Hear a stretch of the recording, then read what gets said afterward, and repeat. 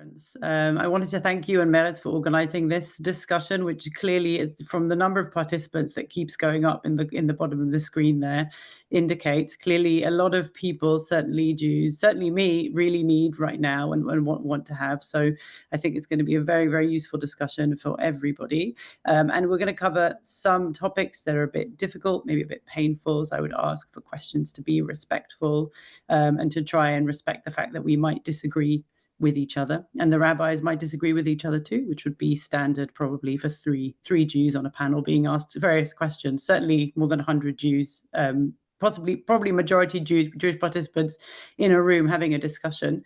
I'm going to ask a few questions of our panelists, and then we're going to move to questions from you. Like Lawrence said, we are not going to, we're going to do questions through the chat. So please pose your questions in the chat during our discussion, and we'll try to get to as many of them as we possibly can before we finish at 7:15. So I'd like to start, first of all, with Rabbi David Rosen.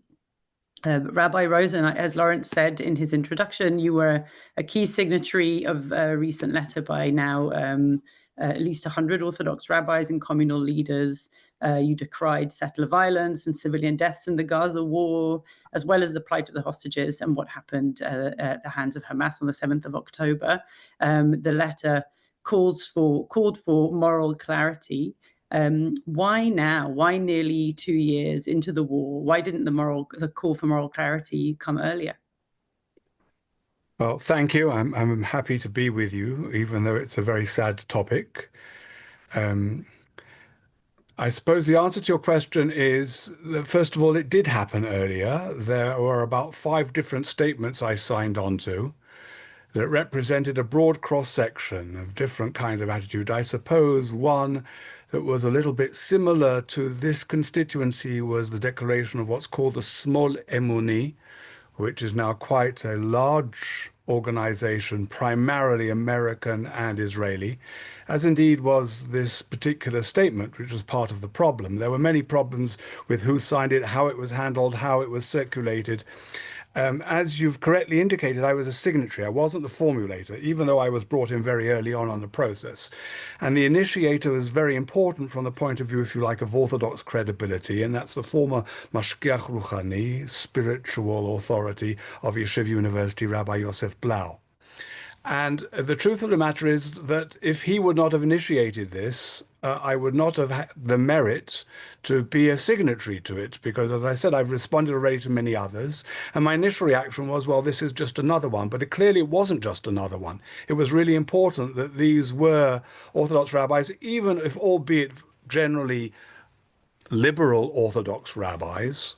Some have even described us as being on the fringes of Orthodoxy. I don't think that's quite fair. You've got 4 chief rabbis and a Rosh Yeshiva, 2 Rosh Yeshiva, if you include Rabbi Blau. But it's not an invalid criticism, and I don't think it's particularly surprising. By definition, those who are going to be a signatory to such a declaration are going to be those with a more universal world outlook. And those who oppose it and those who have condemned us and those who have accused us of almost everything under the sun are primarily concerned, though they'll use all kinds of ad hominem arguments and criticisms, nevertheless are primarily concerned with the fear of that in some way this is aiding and abetting those detractors and condemners and even enemies of Israel. And of course, that's rather silly, because those who really want to condemn Israel don't need our ammunition in order to be able to do so. But never, and more than that, you know, if this was a legitimate attitude, we wouldn't have a heritage in which we don't remember the corrupt kings and rulers of Israel, but we remember the failed prophets like Jeremiah and Isaiah and their words, which continue to remain with us. And of course, from the point of view, they were washing the dirty linen in public in that sense. I'm sure that they received the same criticisms. Worse than that, of course, their lives were actually in physical danger. Thank God, so far, none of us, to the best of my knowledge, have been physically threatened. So it's not just a question of why.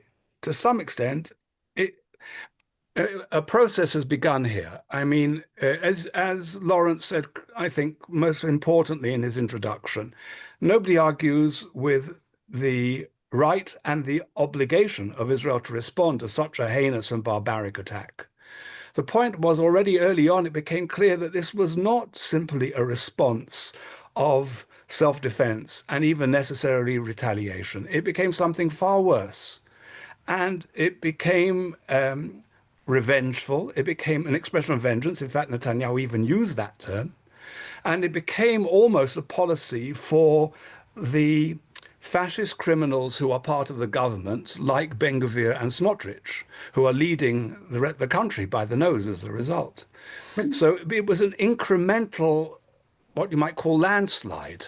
It's very difficult to know exactly where you get in on that, and therefore I was very grateful for these opportunities, because what's at stake is not just the dignity of the Palestinian people, which Judaism affirms that every human being is created in a divine image, and everybody's suffering should cause us a pain, even when it may be necessary, and I don't believe that the vast majority here can be described as necessary. And it's not only a matter of Israel's survival. I think from the beginning, the involvement of Ben-Gvir and Smotrich and the kind of government that we've led even before October the 7th was already the beginning of a very serious spiral. We can see, therefore, with the judicial reform, in quotation marks, and other initiatives, which is corrupting and eroding the moral fibers of Israeli society. But this is also a question of the good name of Judaism. And that's what we, above all, I would say, the signatories were concerned with. Judaism is being identified with the most vile and insensitive and aggressive elements, and this is nothing less than what we call a chilul Hashem, a desecration of the divine name. And therefore, even if our voices are going to fall on deaf ears as far as the Israeli government is concerned, and I don't think anybody deluded themselves to think otherwise, at least maybe within the world they will see that there are religious voices who really do care about human dignity and human life and the sanctity of human life and dignity. And I'm very happy with some of the reactions. We got a very beautiful statement coming out of the Muslim European Council, which I don't know whether you saw, an organization called the Ulama, which is commonly of European Muslim leadership. And they not only welcomed it, but joined in order to be part of that statement. And I think that the statement therefore did a little bit to mitigate the degree of the chilul Hashem that I believe has been caused by Israel's policies. When you said early on just now, early on it was clear that this was all the things that you said in that letter. How early did you know? How early was it clear for you that as a Jew, in terms of Jewish ethics, what you were looking at here wasn't a just war? Once we are talking about bombing and attacking civilian areas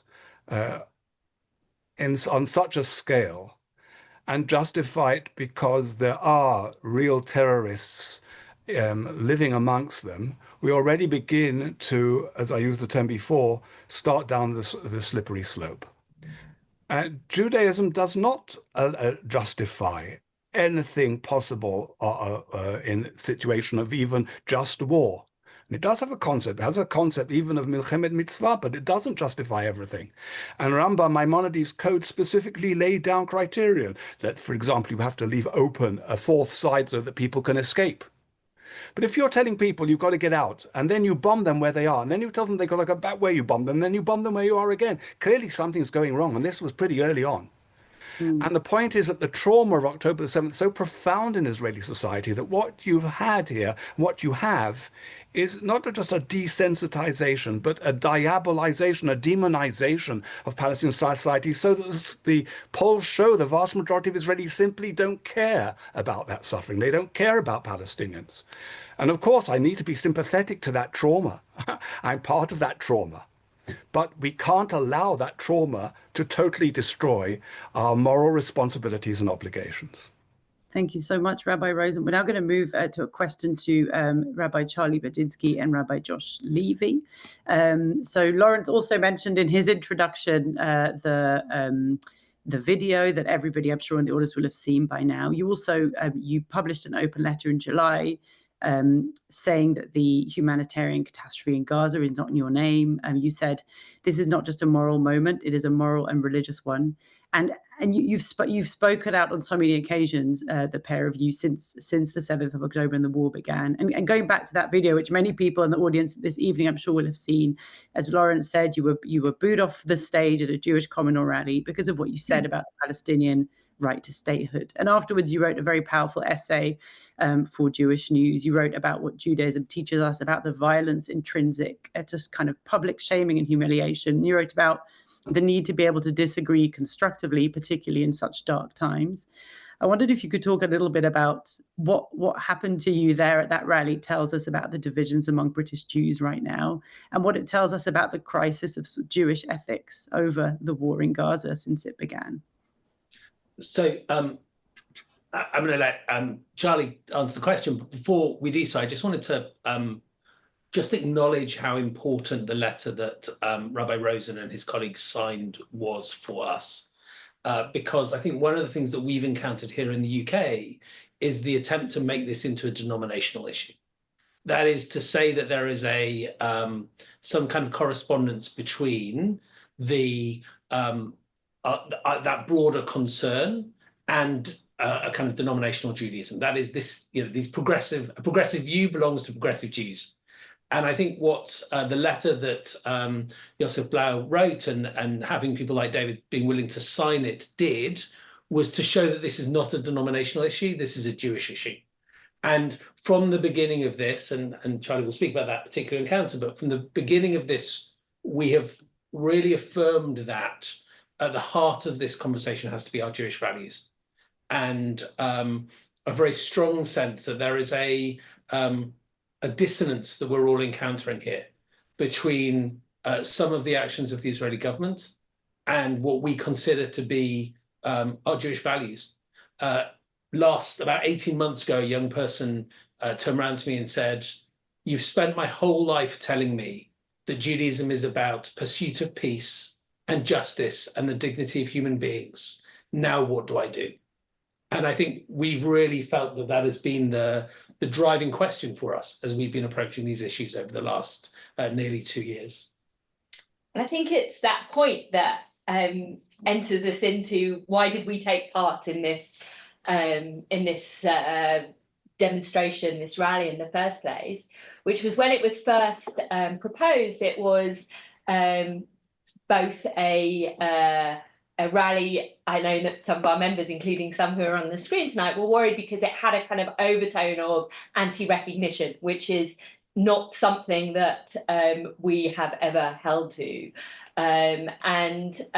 But we were approached and asked very specifically to be there, as it was a march for lifting up the voices of the hostages and the voices of the hostage families, both those that are in the UK, but also those in Israel. Has been something we've been very involved in the whole way since October the 7th, and it felt very important to be there. And we were very clear about, if we were there, what we would say from the beginning. On the day, we could feel a little bit of the tension, I think, as we were walking to outside Downing Street, where the kind of march would end up and the speaking would take place. And we were right at the end of a whole series of speakers, all of whom I think were political in their own way, because how is it possible often to separate what is happening from any sort of politics? It finally came to our turn to speak, and before we'd even spoken, there was already some booing coming from the front of the crowd, and actually the crowd had been separated somewhat. And it's certainly what we've learned afterwards was not the feeling of the whole crowd. It was very much what was happening at the beginning. And by the time we'd mentioned the word Palestine, we were being pulled off the stage.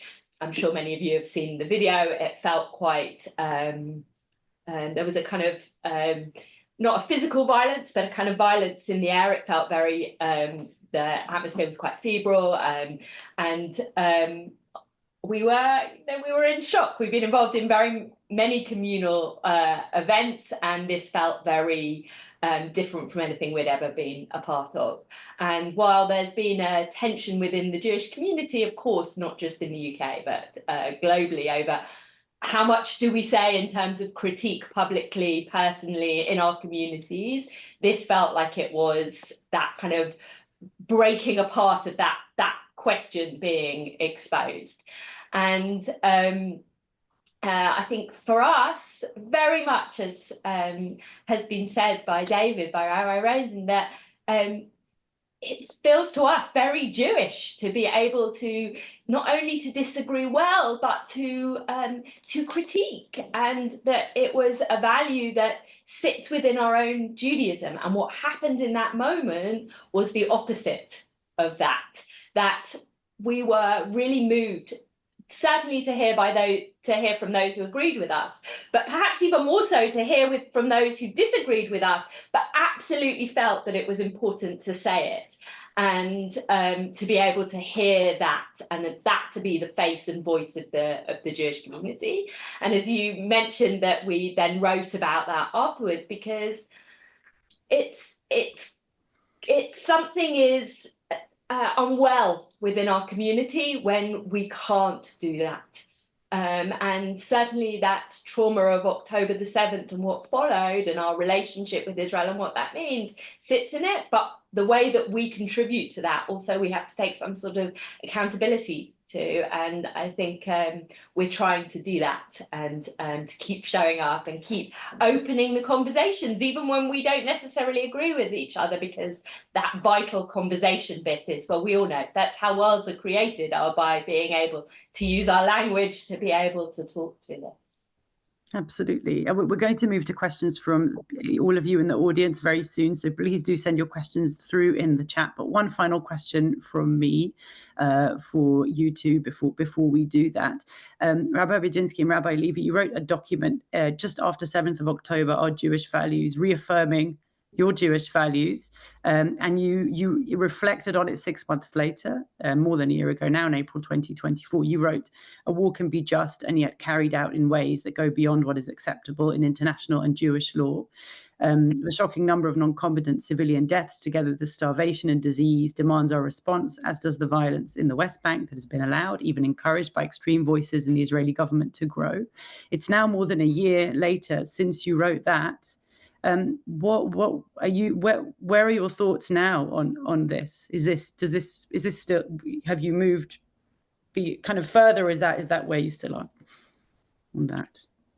So I mean, I think that the first and most important thing to say is, I think for most of us on this screen, at the heart of our relationship with this question is a commitment to a vision of Israel, which is as a Jewish pluralist democratic state, which is capable of living peacefully with its neighbors. And we haven't lost that. You know, I think one of the things that we said in the Our Jewish Values document that we wrote together with other partners from the Jewish world was not to lose sight of the fact that at its core we were still deeply Zionist and deeply believing in, like certainly fundamental to my Zionism is a belief that there has to be self-determination for the Palestinian people also. I think what we also recognize is that this is not straightforward, that it's not a, you know, I think Stephen keeps putting things in the chat about the fact that, you know, there is real threat, there is real concern. No one says these things are easy or straightforward. And I think we were very clear at the beginning that a military response to what happened on October the 7th was inevitable and necessary, that there had been, that, you know, this was a kind of a just war. But also we have idealistic vision of what Israel should be and can be, and how it would approach that war. And as Rabbi Rosen has spoken about, there are, you know, that line has been crossed.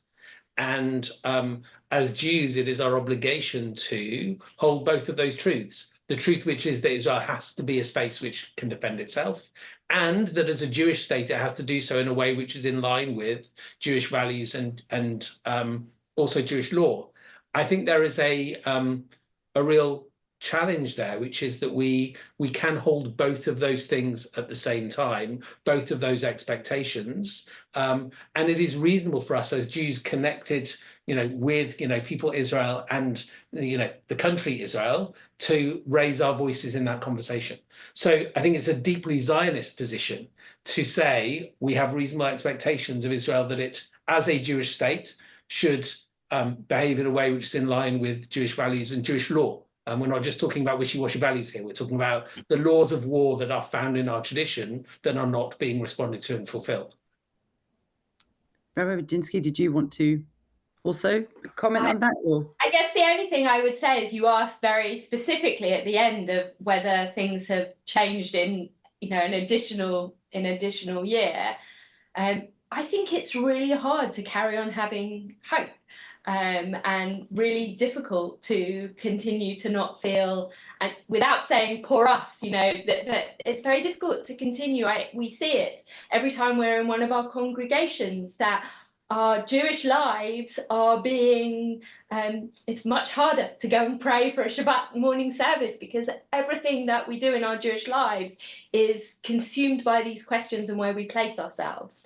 And that sense of, I think, a year on of opting out, of saying, actually, I'm going to separate myself from this, either because not in my name, because it's too tiring, because actually this is not my Jewish identity.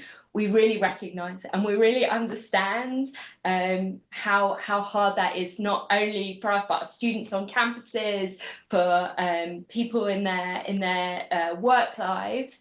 And if we don't hold on to that sense that it is possible, then those voices opt out of that conversation. And our partners in Israel, we're seeing on the streets week after week, who really need us to continue to be part of that conversation, they lose their partners. And we know how important us being part of that conversation for them is as well. And so I want to recognize both the exhaustion and tiredness, and that to be okay, and to say that we still haven't, we're still here, we're still trying to partner and to be in relationship. Thank you so much. We're now going to move to questions from the audience. We've got lots coming in. I'm going to start with a question which will go to the whole panel. Maybe Rabbi Rosen, you could start first. This is quite a positive question, so we'll start with it, following on from the theme of hope. This comes from Josh Dubell. Amongst the huge polarization here in the UK, both within the Jewish community and in wider society, can you tell us about a conversation or encounter that you've had that provided you with hope that we get through this as a stronger community or society? And what did you learn from it? So maybe Rabbi Rosen, we could start with you. Well, I'm not sure that I can actually come up with any particular individual conversation. Nothing comes to mind. Israeli society, like diaspora Jewry, is highly polarized, and it's very difficult to be able to have truly mutually compassionate conversations. But if you ask me, if I could move the question a little bit and say, what does give you hope and inspiration and some feeling that maybe not all is lost, because these are very desperate times, I would say the answer is 500,000 people coming out in protest. I mean, that's when you consider that the vast majority of the people protesting were Jews. And the Jewish population of Israel is only something like about 9 million, little less, maybe 8.5. So 500,000 people is an incredible amount. And so there is hope that this will come to an end and that the night will pass. And I really do pray that we will be able to recover from it. I'm sorry that I can't be more optimistic. I think the damage done to Israel, not only its image, not only its name, but the actual fabric within Israeli society is so profound, it's not going to be easy to overcome it. But hope is fundamental to our religious teaching, to what Israel stands for. And therefore, there's, like as Ben-Gurion said, anybody who doesn't believe in miracles is not a realist in Israel. But I would like, if I may just add, see some comments that are mentioned. I thought the most significant one of that was someone putting on and saying, "Imein anili mili, if I'm not for myself, who will be for myself?" Isn't that the essence? Yes, of course it is. But then the person surely must know that it goes on to say, when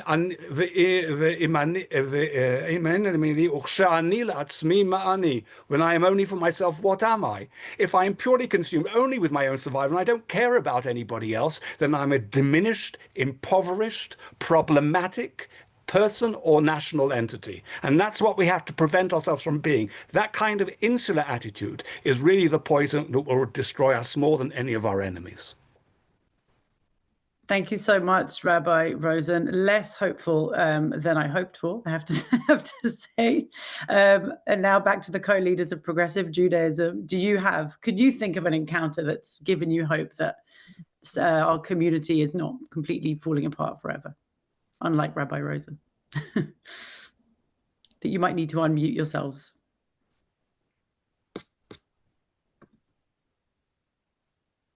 Can you unmute yourselves? There we go. Great. Thank you. Brilliant. Thanks to whoever's hosting who just allowed us to do that. So I will share something which is, I think, hopeful. The events of 10th of August were extraordinarily disturbing for us. It was physically and emotionally threatening. And what happened afterwards was really quite extraordinary, which was a real kind of deluge of messages from across the Jewish community. And I think there were three things that were particularly powerful for us. One was the fact that actually the hostage families, many hostage families themselves, and organizations in Israel, including people who had lost family members on October the 7th, reached out to do two things. One was to make sure we were okay, but the second one was to thank us for trying to articulate their voice in the centre of London. And I think for those who say that we were somehow kind of inappropriate at a hostage event talking about ceasefire, actually, you know, what we were saying was far less strong than many of the hostage families have been saying, and many of those 500,000 on the streets in Tel Aviv have been saying. But also we were, you know, the hostage families themselves thanked us for that. And I think we have to recognize that. And what that also speaks to is the interconnectedness of the Jewish world, that we are connected to one another still, and do really believe that we are guarantors, sureties for each other, and can reach out to each other in that way. I think the second thing that came out, which was incredibly hopeful for us, was the large number of people, as Charlie says, who don't agree with us, who said, actually, a grown-up Jewish community has to be capable of hearing things that they don't like. And, you know, we've been at lots of events over the course of, you know, our professional careers, listening to people saying things we don't agree with. And that's okay. That's part of being grown-ups, and it's part of being a Jewish community, is that we can hold diversity. Actually, that's a really strong Jewish value, that we can hold that diversity of voice, that our Judaism is capable of kind of carrying all of its diversity on its shoulders. And we are, you know, there were lots of people who said that after that event.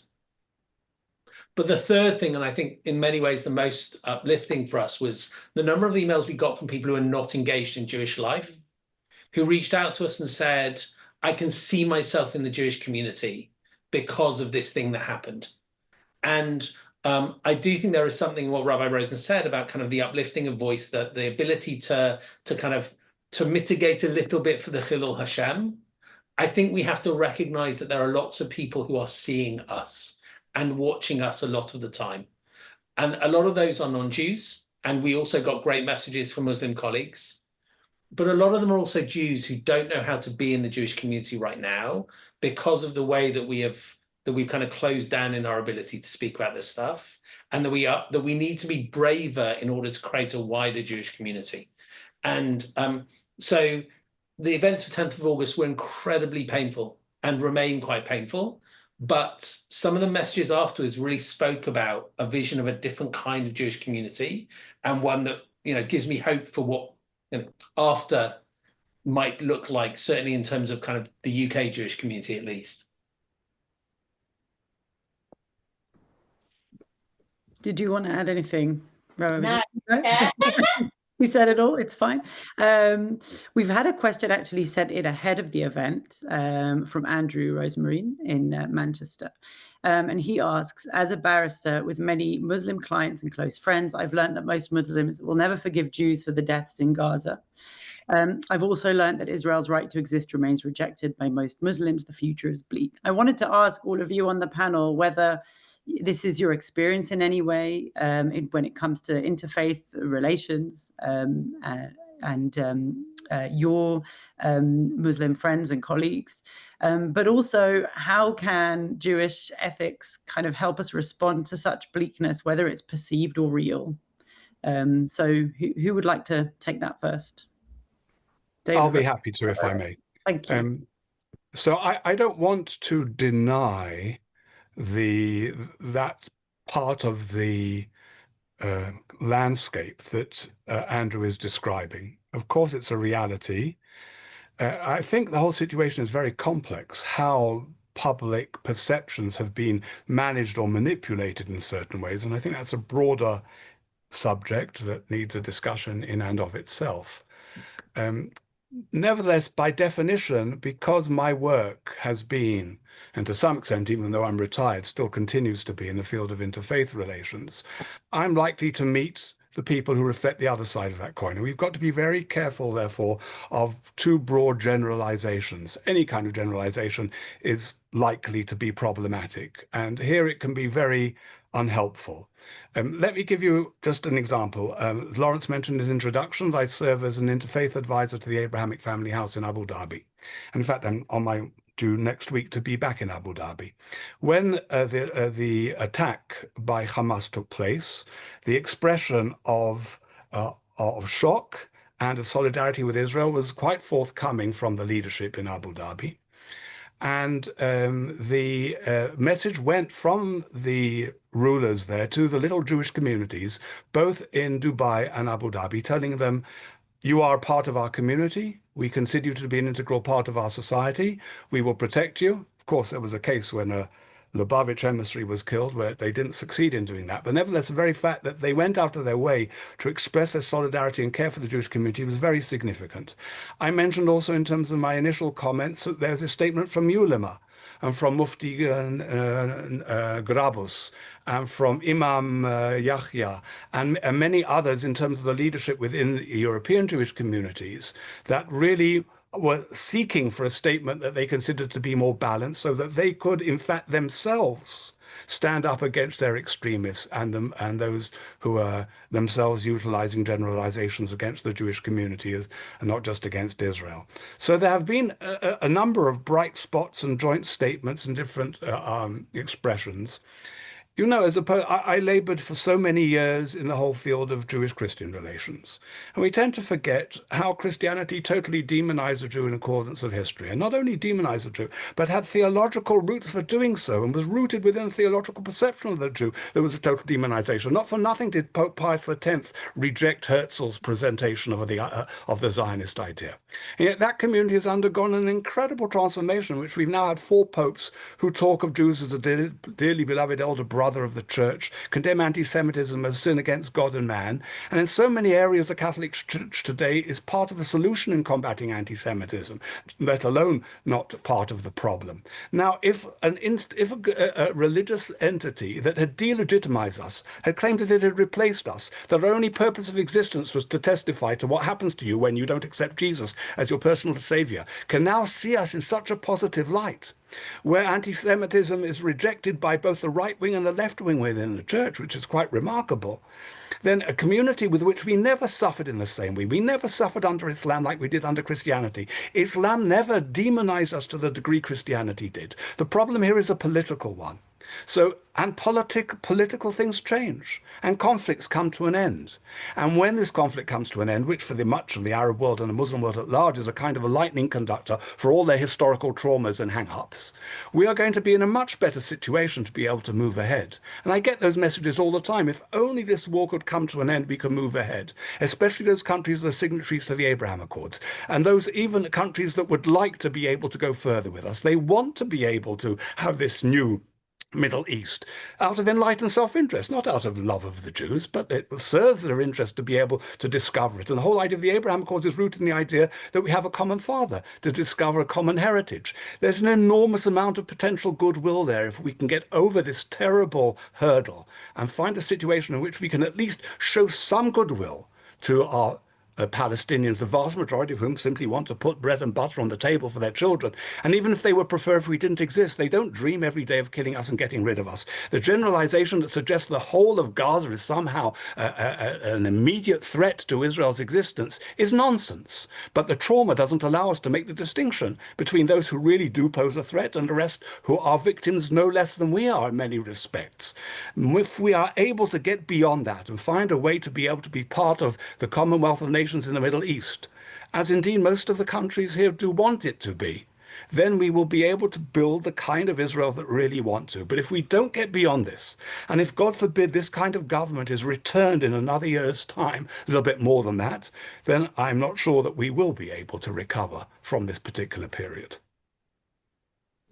Thank you, Rabbi Rosen. Over to you, Rabbi Levy and Rabbi Baginsky. Would you like to comment on that?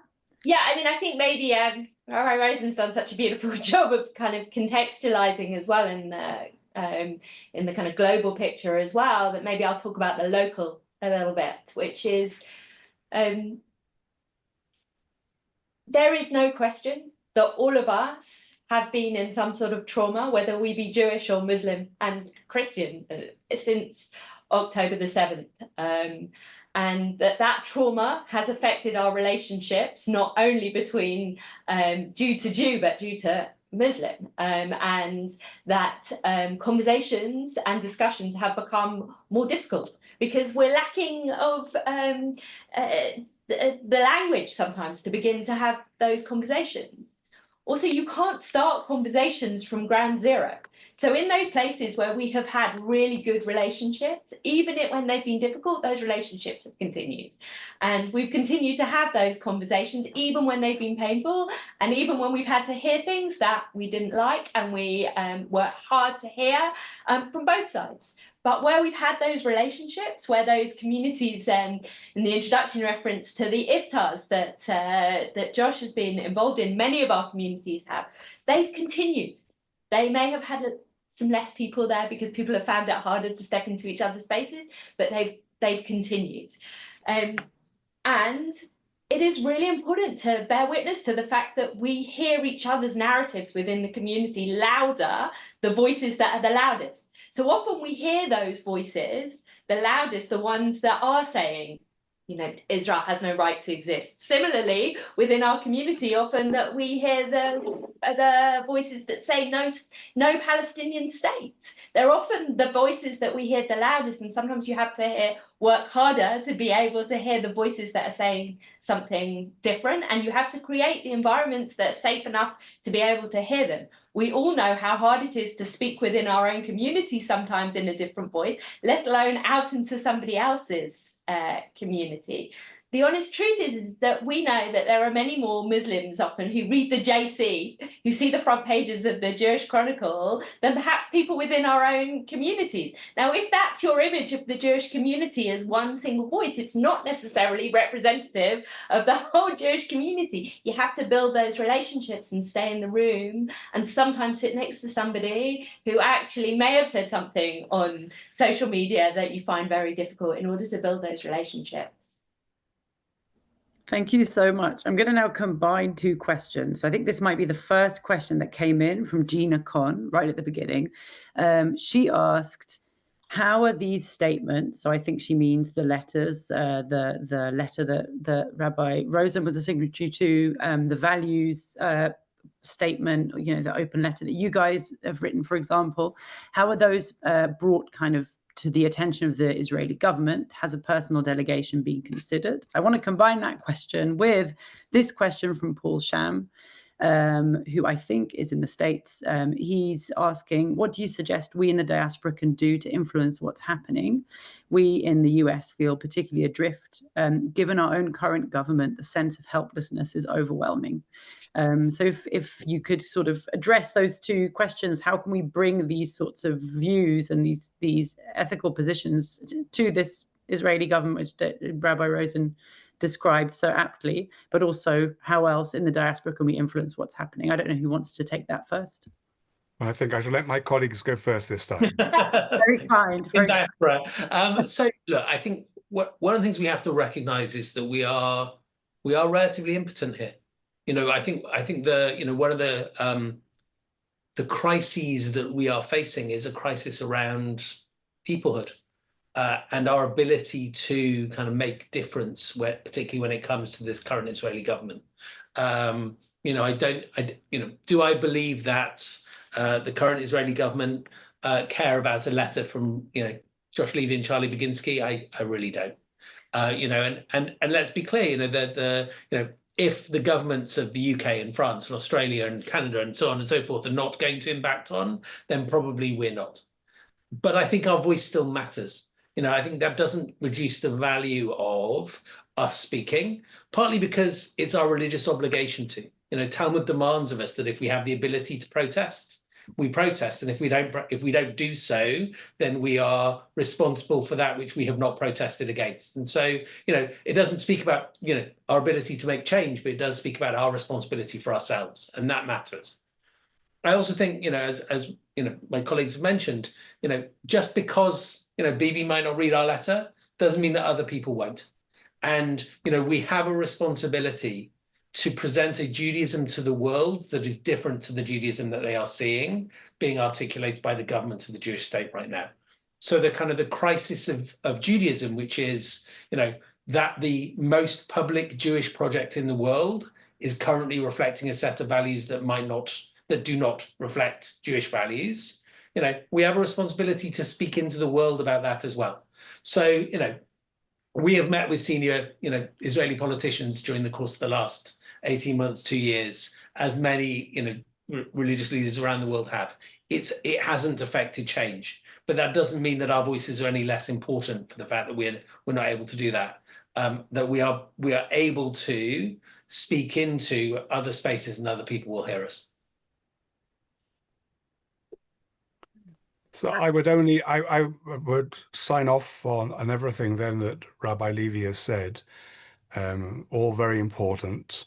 I just say Gita should know, I think, the Israeli political system well enough to know that the kind of democracy we have is not one that responds to petitions or even constituencies. We don't have a constituency system. So as a result, elected officials only really have a loyalty to the party. That's one of the sins of our socialist founding fathers. So when you vote in an election, you vote for a party. You might not like the vast majority on the list. You might like one individual, but you can't make any distinction between them because you have no framework in which to be able to exercise that. As a result, there are no clinics and there's no response. And even a protest of 500,000 people, which, as I said, is an enormous proportion, is not necessarily going to have an effect unless the government has a certain predisposition, which in the case of Sabra and Shatila was the case, but in the present case is not the case. And therefore, getting together delegations and going and meeting with political officials is, in my opinion, a significant waste of time. However, I am really surprised, as I already indicated at the beginning, of how much attention our letter of the Orthodox rabbis got and how much coverage it got in the media. And even getting into the New York Times, of course, which, for American Jewry is the Bible, and therefore had much more coverage and visibility than it would have had otherwise. And again, as Rabbi Josh said, we're doing it for us. This is our responsibility for our own good name, for the name of our people, and for the name of our faith, for the name of our tradition and heritage. I think in the case with regards to Paul's comment, if it's Paul coming from, I was asking from the States, America is the one place where you really can do something. I don't think that European Jewish communities can do anything, but I think in the United States you can.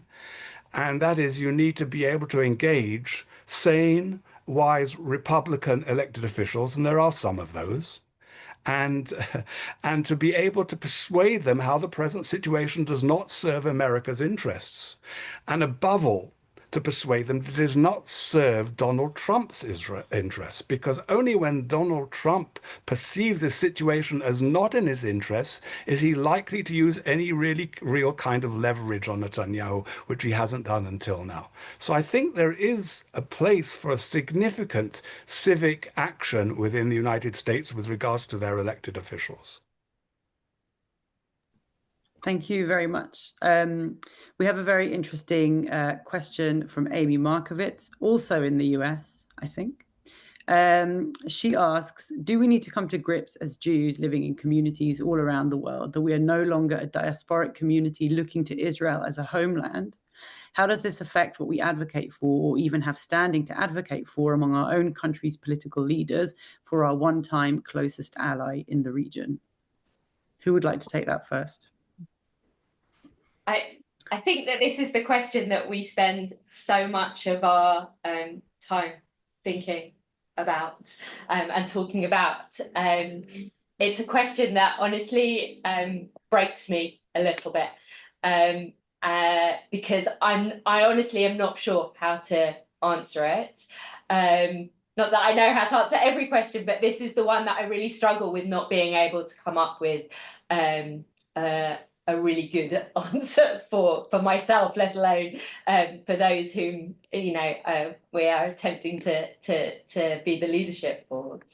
I'm very conscious that our generation is the last generation that really remembers a possibility of a real peace in that way, that my Jewish identity, very personally, was built in my relationship with Israel. It was formed. I give a huge amount of credit to the role that I have now, to my time spent living in Israel and in relationship with Israel. It is hugely painful for me to think that my children who hold Israeli passports are not going to have that same relationship, that formative identity. And what do we fill it with, if not that sense of the land as envisioned within our texts, within our music, within our cultural identity, leaves a hole. And the idea I remember of being of having a challenge from one of my teachers, maybe when I was sort of 18, 19 and moving to live in Israel, who said, actually, we should be looking to the States as our as our kind of spiritual homeland, because look at what they're producing and look at the thriving of Judaism there. And actually, it's not an answer.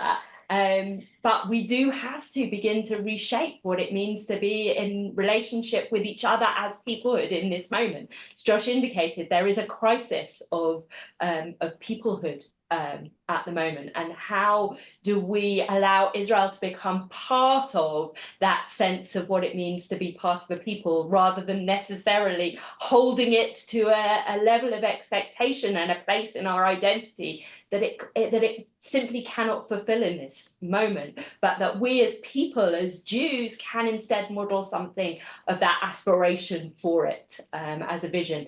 Is something I think that it's not a complete answer, but it's the beginning of a work in progress. Thank you. Rabbi Levy, would you like to come in on that as well? You're happy? No. You're satisfied with the answer? Really, none of us on any question. Fine. We're trying. So, Rabbi Rosen, this is as Rabbi Charley said, this is a very significant, deep, and sad question. But I'm not sure it's without, at the end of the sadness, some optimism.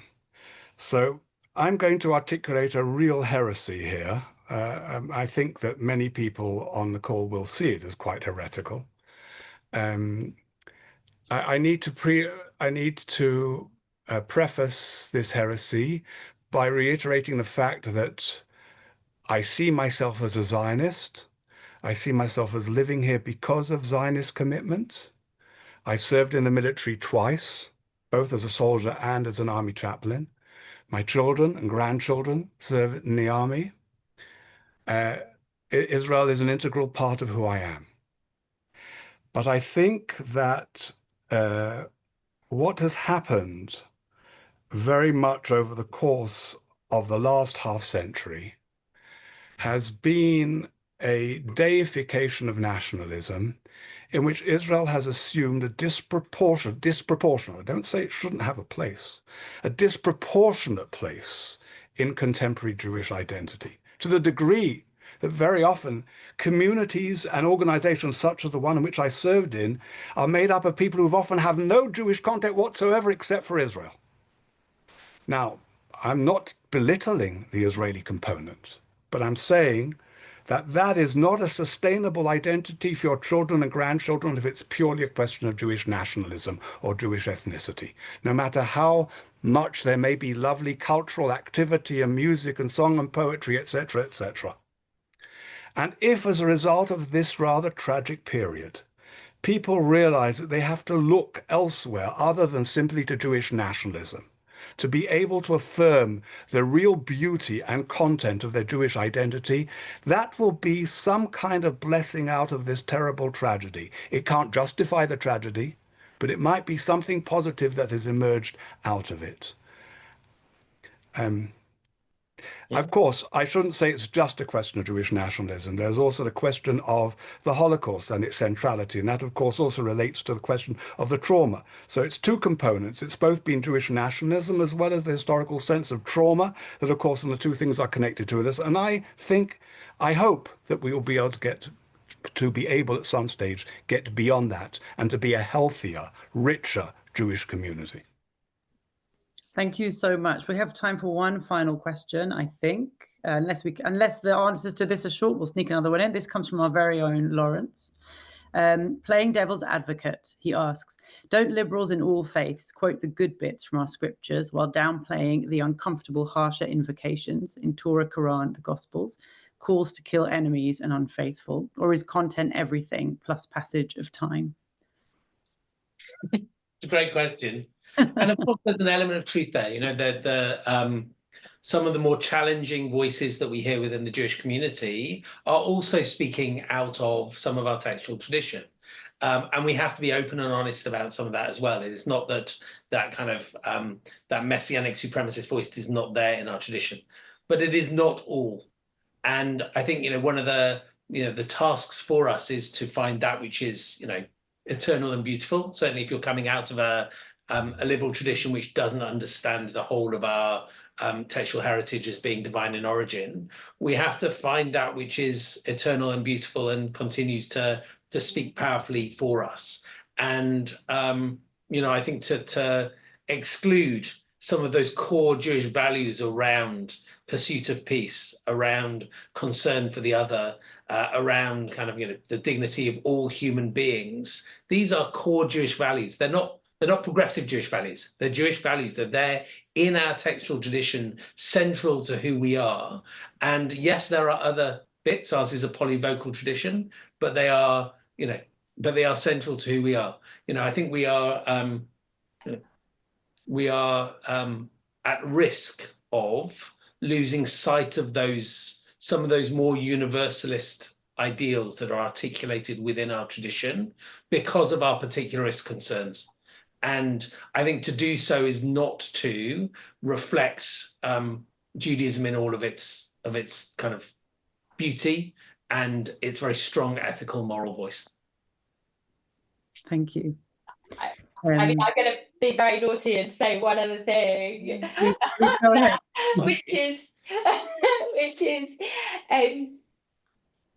we have dark bits in our text, really, really dark bits. And we don't stop reading them from the Torah because they're dark. We read them and we wrestle with them. And, you know, to come right back to where we start, which is that idea of the vocalization of the dark bits of our tradition currently is of the same tradition. We have to talk about it. We have to say it's there and it exists, because to hide it is not, you know, is to rewrite part of what's in our text in the first place.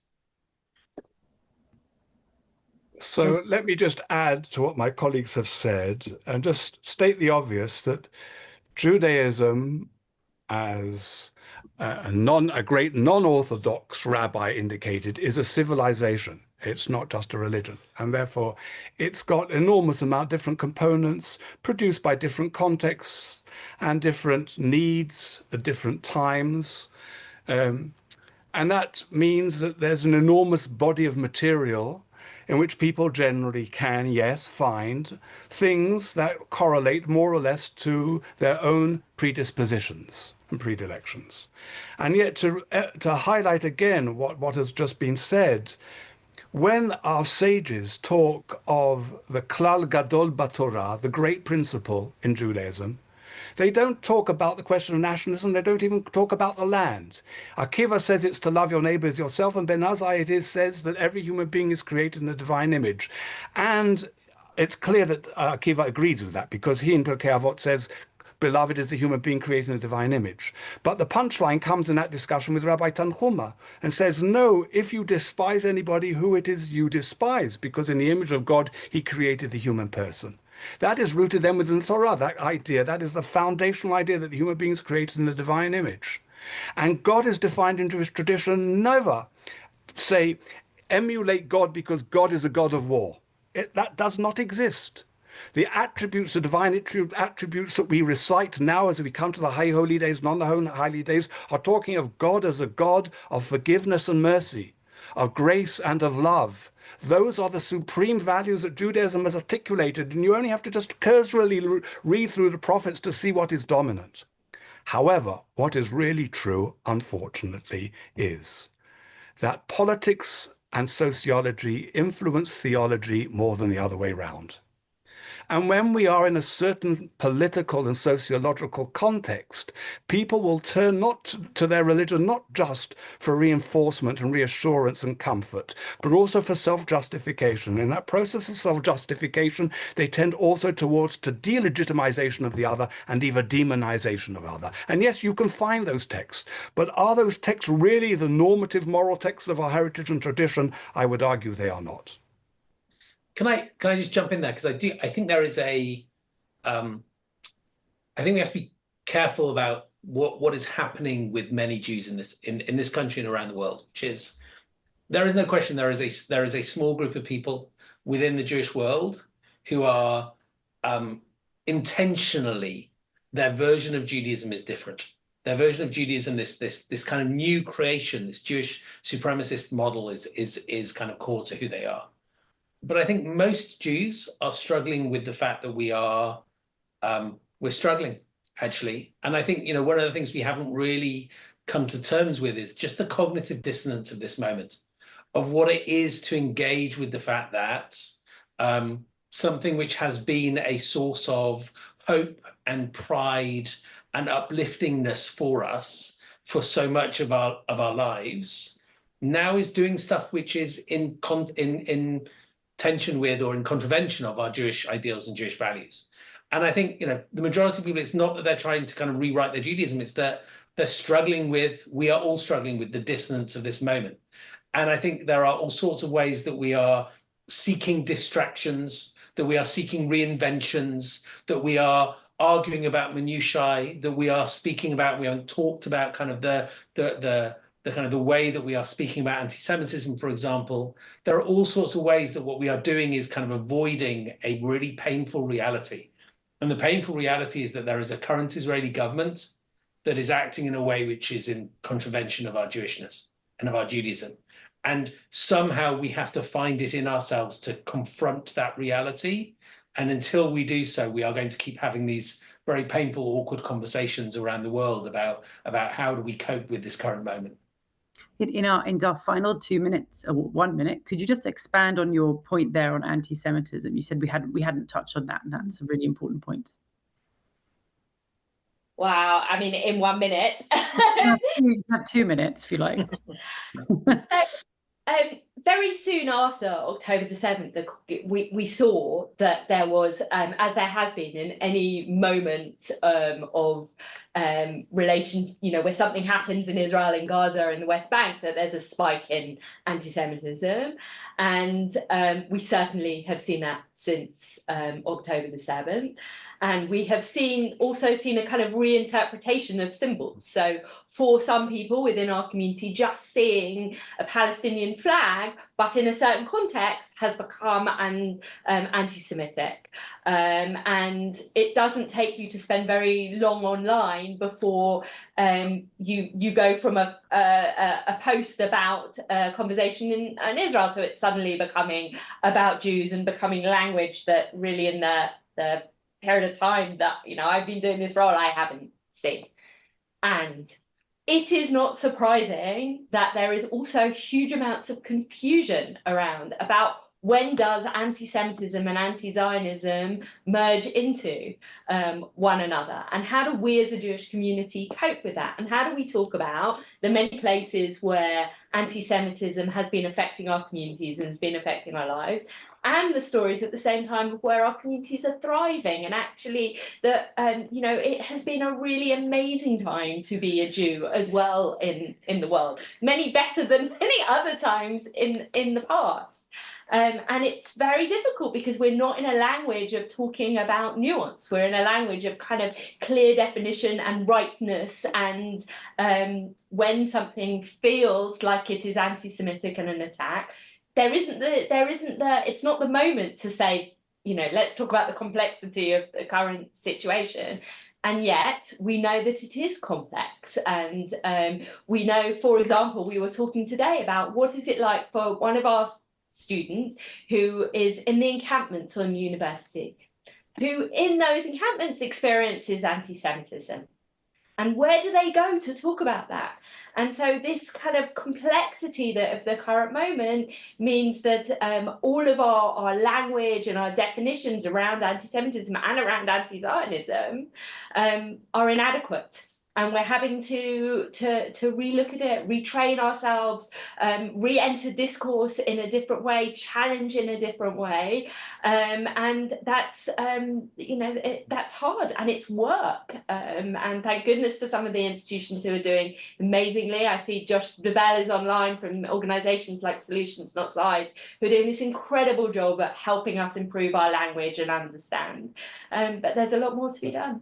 And I think there's that aspect. I think there's also just a core psychological challenge that we face, which is, Hillel says "Imein li mili" and "Uchsheni la'atzmi ma'ani." Like both of those, we're capable of holding both a concern for ourselves and a concern for the other as well. But that's hard. It's really hard. And I think one of the things that is happening, and we saw it like literally with quite early after October the 7th. People within the Jewish communal professionals only including the first phrase in their sign off. People would sign off "Imein li mili," and it's like, no, "Shani la'atzmi ma'ani." Like, well, we've got to still have that concern for the other. And I think psychologically, lots of people are still in the "if I'm not for myself, who am I" space, and haven't been able to make space for themselves within themselves for the other yet. And that's a psychological thing. It's not I don't think it's a moral. That's not a moral judgment. It's a reality of where we find ourselves. And what we have to keep saying is that as Jews, it's not enough.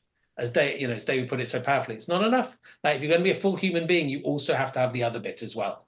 And we've got to find our way past this kind of the focus only on our own loss, our own pain, to see the pain of others as well. Thank you so much to all three of you. That's all we have time for today. I'm afraid that was just about 3 minutes or something. I think that was very good. Thank you very much for addressing that right at the end. Thank you to everyone in the audience for joining us, for your questions, to our esteemed panelists, and Lawrence and Meretz UK for organising this. And good evening to everybody. Thank you.